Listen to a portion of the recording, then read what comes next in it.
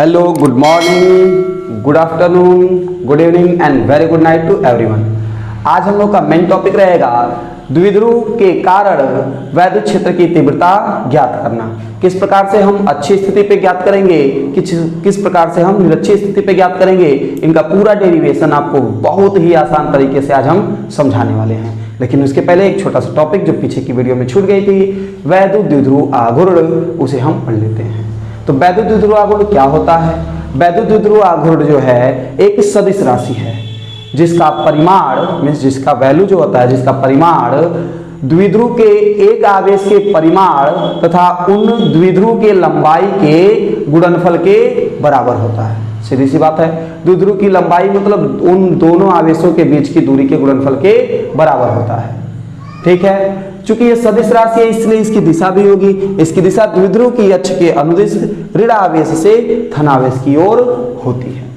By figure अगर समझना चाहें तो देखते हैं, अगर ये हमारे पास आवेश है प्लस क्यू और ये हमारे पास आवेश है माइनस क्यू, हम मान लेते हैं इनके बीच की दूरी है 2l।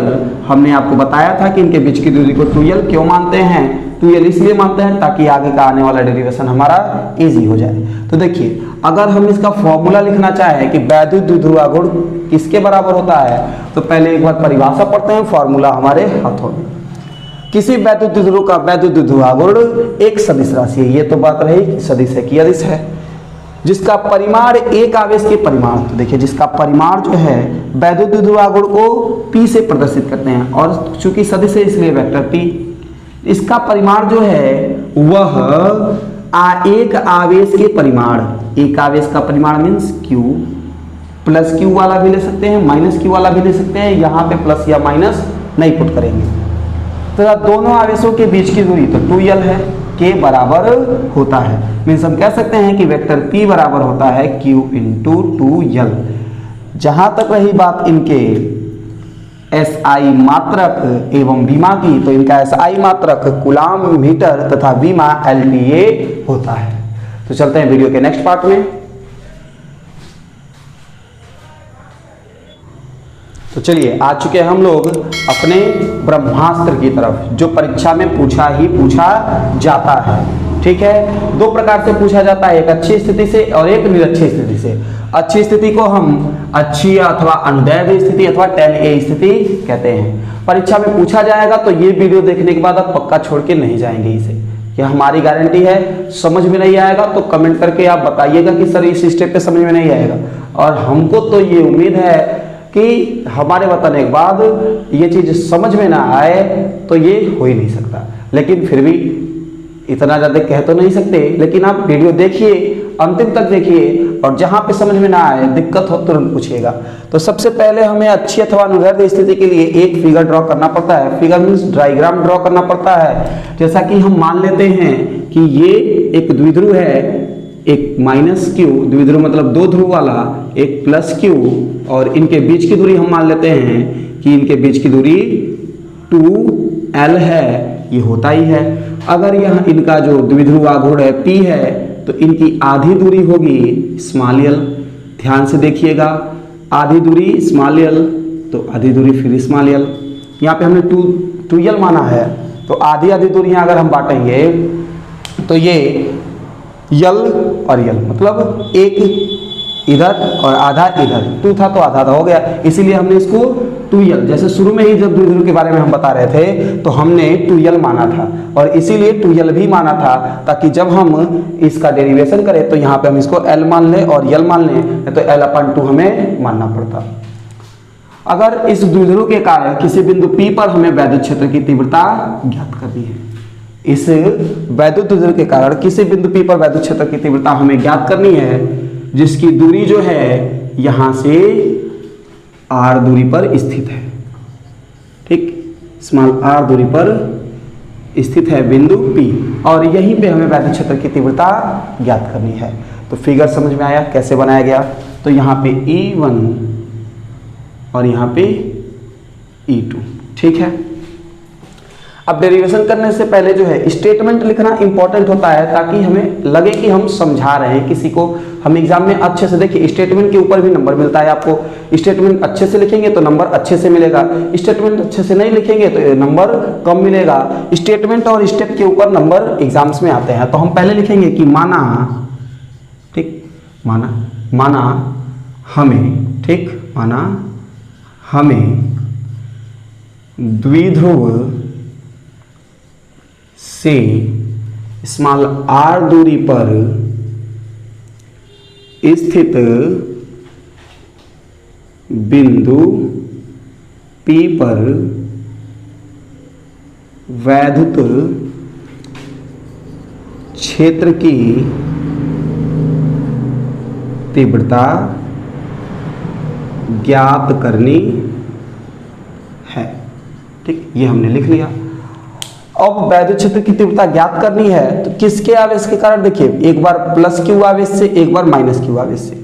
लेकिन बात है कि एक बार तो Q से लगेगा P की तरफ और P से या Q की तरफ, और एक बार Q से P की तरफ, मतलब प्लस Q से और एक बार माइनस Q से। मतलब दोनों आवेशों के कारण नहीं, दोनों आवेश नहीं इस पे बल लगाएंगे, तो दोनों आवेश बल लगाएंगे तो हम ये भी मान लेंगे कि तीव्रता ज्ञात करनी है। तथा माना, ठीक, द्विध्रुव के आवेशों, ठीक, Q1 व Q2 लिख रहे हैं, माइनस Q व प्लस Q के कारण बिंदु P पर वैद्युत क्षेत्र की तीव्रता क्रमशः E1 व E2 है। लिख देंगे हम, इजीली लिख देंगे। इसलिए E1 बराबर क्या होगा हमारे पास, जो E1 है वह अगर प्लस Q के कारण लग रहा है तो अब हमें नियम पता है वैद्युत क्षेत्र की तीव्रता का, कि वैद्युत क्षेत्र की तीव्रता वेक्टर E बराबर होती है 1/4 pi epsilon not K। K जो है इसका मान अगर निर्वात होता है तो 1 हो जाता है, और यहाँ पे Q/r² होता है। R जो होती है वह Q से P की बीच की दूरी होती है। वैद्युत क्षेत्र की तीव्रता मतलब आवेश से दूसरे बिंदु की दूरी होती है, परीक्षण आवेश की दूरी होती है। यहाँ पे जब Q की बात की जाएगी P से, तो हम देखेंगे कि जो P से B की ओर, अगर इसको A मान लें और इसको B मान लें, तो P से B की ओर जो तीव्रता लग रही है वहां पे जो है R अर्थात इनके और इनके बीच की दूरी, तो हमको क्या करना पड़ेगा, अब देखिए यल माइनस करना पड़ेगा ना R। टोटल दूरी R है, यहां से दूरी R है और यहां से इतनी दूरी L है, तो हमें तो यहां से यहां की दूरी चाहिए, तो हम R में से L को घटा देंगे तो हो जाएगा R माइनस L का होल स्क्वायर। कोई दिक्कत? और यहां पे लिख देंगे हम P से, देखिए P से B की तरफ। नहीं लिखेंगे तब भी कोई दिक्कत नहीं है, तो मत ही लिखिए, क्या करेंगे लिख के कोई काम नहीं। देखिए हमें क्या है, E1 पता होना चाहिए और हमें E2 पता होना चाहिए कि क्या करेंगे, कैसे लिखेंगे। तो लिख लेते हैं, मतलब लिख भी सकते हैं, नहीं भी लिख सकते, कोई दिक्कत नहीं है, ठीक है। B से P की तरफ वो लग रहा है E1, ठीक है। सॉरी देखिए, सॉरी, जो E1 है वह B से P की तरफ है। देखिए दिशा उधर की तरफ है ना, सॉरी लिख देते हैं ताकि जैसे हमसे मिस्टेक हो गया, सॉरी। B से P की तरफ, ठीक है, B से P की तरफ, ध्यान दीजिएगा, B से P की तरफ, दिशा उधर की तरफ है। अब बात करेंगे E2 की, तो E2 बराबर हो जाएगा वही सेम चीज 1/4 pi epsilon not K Q, लेकिन यहां पे जो दूरी है R में L प्लस होगा, R में L क्या होगा, प्लस होगा, R प्लस L का होल स्क्वायर, ठीक है। और ये होगा A से, ये B से P की तरफ जा रहा है, वो P से A की तरफ आ रहा है, ये P से ए की तरफ। ठीक है, ये तो हमारा हो गया वैद्युत क्षेत्र की तीव्रताएं। लेकिन चूंकि देखिए अब हमें परिणामी क्षेत्र की तीव्रता ज्ञात करनी है और परिणामी क्षेत्र की तीव्रता में हम दोनों को जोड़ देते हैं, लेकिन यहां पे जो दोनों की दिशा है, दोनों क्षेत्र की मतलब दोनों तीव्रताओं की जो दिशा है वह विपरीत आ रही है, मतलब विपरीत है। एक की दिशा E1 उधर की तरफ है, E2 इधर की तरफ है, इसलिए हमें E1 माइनस E2 करना पड़ेगा। तो लिखेंगे कि चूंकि क्षेत्र की तीव्रताओं की दिशा विपरीत है, ठीक, इसलिए परिणामी तीव्रता वेक्टर E बराबर vector E1 minus vector E2 होगा। ठीक है, अब यहां से शुरू हुआ हमारा डेरिवेशन। तो अगर आप लोग इसका स्क्रीनशॉट ले लिए हो तो हम उसको मिटा के वहां पे जो है डेरिवेशन स्टार्ट करते हैं। तो पहले आप लोग एक काम करिए, स्क्रीनशॉट ले लीजिए, हम ऊपर से सारा मिटा के ये दोनों छोड़ करके E1 और E2 की वैल्यू छोड़ करके फिर वहां पे डेरिवेशन में पुट करके और आगे की डेरिवेशन पढ़ाते हैं। स्क्रीनशॉट आप लोग ले लीजिए।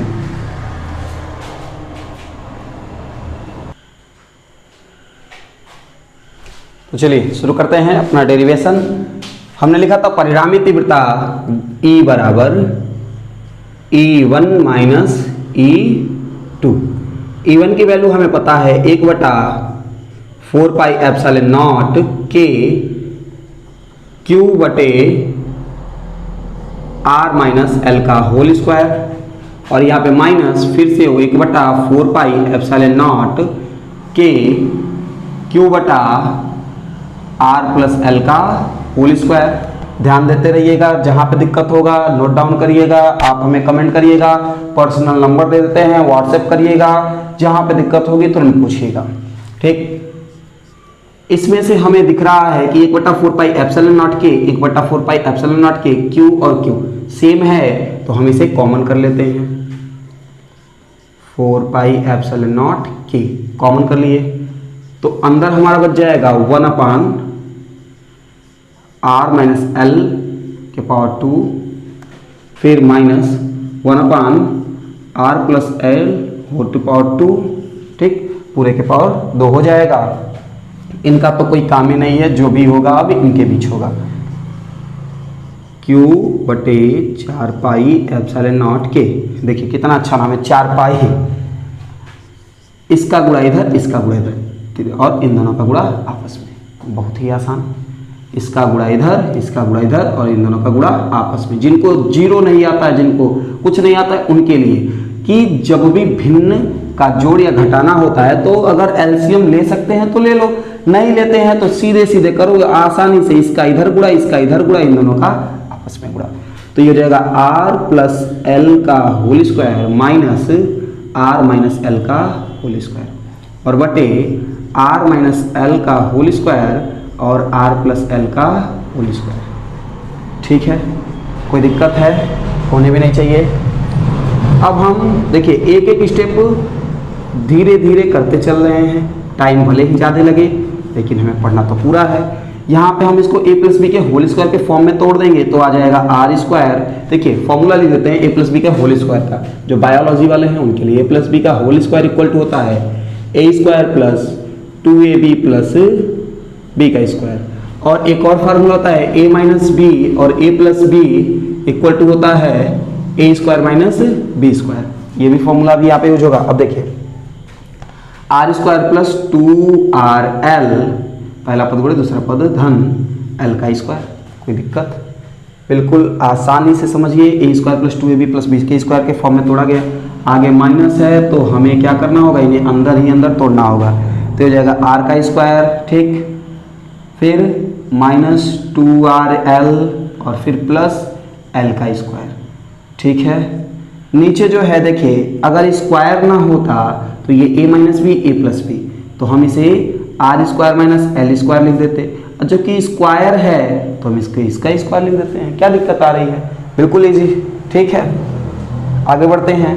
अब इसका ब्रैकेट हटाएंगे तो q बटे 4 पाई एप्सिलॉन नॉट k, ठीक है, R square plus 2rl plus L square minus R square, देखिए प्लस था माइनस हो गया, अब माइनस है, प्लस 2rl और फिर प्लस था माइनस एल स्क्वायर अपान में R square minus L square का होल स्क्वायर। कोई दिक्कत हो तो तुरंत कमेंट करें। इसके बाद से देखिए आर स्क्वायर प्लस है आर स्क्वायर माइनस, फिजिक्स और केमिस्ट्री में काटते नहीं हैं, यहाँ पे हमने काट के दिखाया। L square plus L square minus cut गया, बचा क्या देख लीजिए आप लोग। तो E इक्वल टू क्यू बटे 4 पाई एप्सिलॉन नॉट के, अंदर हमारा बच जाएगा, देखिए 2rl में 2rl जोड़ेंगे तो हो जाएगा 4rl और अपान में R square minus L square का स्क्वायर। देखिए कितने बड़े से कितने छोटे पे अभी तक गया है। अभी आगे और इजी हो जाएगा। E बराबर Q को अंदर भेजो तो हो जाएगा। और अच्छी बताओ 4 को हम 2 गुणे 2 लिख सकते हैं क्या? तो 2 गुणे 2, Q को भेज दो L के साथ, देखिए 2L इंटू क्यू और R को कर लो किनारे। देखिए हमने सब काम इसीलिए किया है ताकि जो है हम कोई ना कोई फार्मूला डिराइव कर सकें। ठीक है, तो ये तो अंदर जाएगा तब के लिए, और ये जो है 1 अपान, ठीक, इसको पहले एक काम करते हैं, फिर से लिख देते हैं। क्यू को अंदर भेजेंगे तो 1 अपान 4 पाई एप्सिलॉन नॉट के रह जाएगा, और ये अंदर जो है ये हो जाएगा, चलिए पहले लिख देते हैं 4qrl और अपान में R square minus L square का होल स्क्वायर। ठीक है, इसके बाद हम बात करते हैं तो देखिए E बराबर हम ऐसे लिख सकते हैं 1/4 पाई एप्सिलॉन नॉट के। ठीक है, इसको हम लिख सकते हैं 2 इंटू 2, क्यू को ले लेते हैं एक साथ, क्यू और एल को, ठीक है, और आर को कर देते हैं थोड़ा सा किनारे, और यहाँ पे R square minus L square का होल स्क्वायर। अब हमें पता है कि 2q into L equal to होता है p, जो हमने पीछे पढ़ा हुआ है, तो इसकी जगह पे हम p पुट कर सकते हैं। ठीक है, इसकी जगह पे पूरी की जगह पे p पुट कर देंगे तो E बराबर हो जाएगा 1/4 पाई एप्सिलॉन नॉट k, और इस पूरे की जगह पे p, तो 2pr बटे R square minus L square का होल स्क्वायर।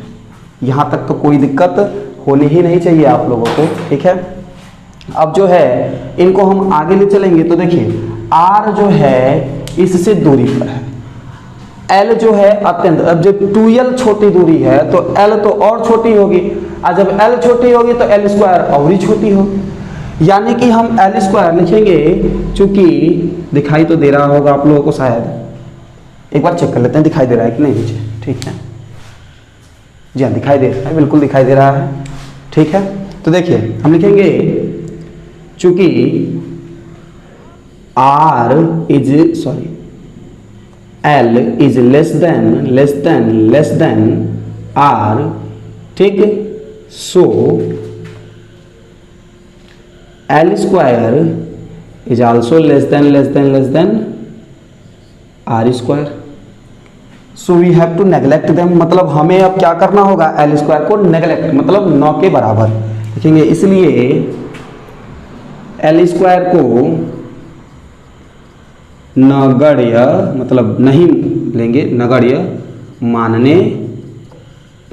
देखिए हमें क्या है, डेरिवेशन से मतलब है, डेरिवेशन समझ में आना चाहिए, अच्छे से समझ में आना चाहिए, नहीं समझ में आया हो तो कमेंट करिएगा जरूर। नेगलेक्ट कर देंगे तो E बराबर आएगा हमारे पास 1/4 पाई एप्सिलॉन नॉट के। ठीक है, ध्यान से देखिएगा, थोड़ा छोटा लिखा जा रहा है लेकिन ध्यान से देखिए, समझ में जरूर आएगा। आवाज तो सुनाई दे रही होगी, 1/4 पाई एप्सिलॉन नॉट के 2pr और बटे एल स्क्वायर तो नेगलेक्ट हो गया, तो आर स्क्वायर का जब स्क्वायर होगा तो आर के पावर 4 होगा, एक आर से एक आर कट जाएगा, तो हमारा जो बचेगा हम लिख देते हैं उसको यहाँ पे। देखिए अगर बोर्ड में स्क्रीनशॉट तो आप लोग ले ही लीजिएगा, लेकिन अच्छे से जो है वहां का यहाँ पे हम लिख रहे हैं कि E बराबर तब हो जाएगा हमारे पास 1/4 पाई एप्सिलॉन नॉट के, ठीक है। टू आर से आर कट गया तो 2p बटे r के पावर 3, और ये हमारा जो है फॉर्मूला डिराइव हुआ। लेकिन यदि निर्वात की बात होगी तो k का मान 1 होगा, ठीक, किसके लिए, निर्वात के लिए। तो इसलिए E बराबर जो है हमारा हो जाएगा 1/4 पाई एप्सिलॉन नॉट के 2p बटे r का क्यूब, और ये जो है हमारा मेन फार्मूला डिराइव हुआ। तो एग्जाम में बस इतना ही नहीं पूछता है भैया, एग्जाम में हमसे व्यंजक प्राप्त करने के लिए कहेगा, साथ ही साथ हमसे कहेगा कुछ न्यूमेरिकल दे देगा, उस न्यूमेरिकल को हमें सॉल्व करना रहेगा। तो आशा करते हैं कि डेरिवेशन समझ में आया होगा। अगर नहीं समझ में आया हो तो कमेंट करिए, हम इससे और ज़्यादा बेसिक तरीके से, मतलब बेसिक, अब इससे ज़्यादा बेसिक कर भी नहीं सकते हैं, लेकिन और कोशिश करेंगे जो गुणा भाग कर रहे हैं, जो जोड़ घटाना कर रहे हैं, इसको भी कर दें। लेकिन उम्मीद है कि आपको समझ में आया होगा, ठीक। तो इसलिए आज के लिए बस इतना ही, ठीक है। मिलते हैं नेक्स्ट वीडियो में। नेक्स्ट वीडियो में हम लोग निरक्षीय स्थिति के कारण वैद्युत क्षेत्र की तीव्रता की गणना करेंगे। Thank you.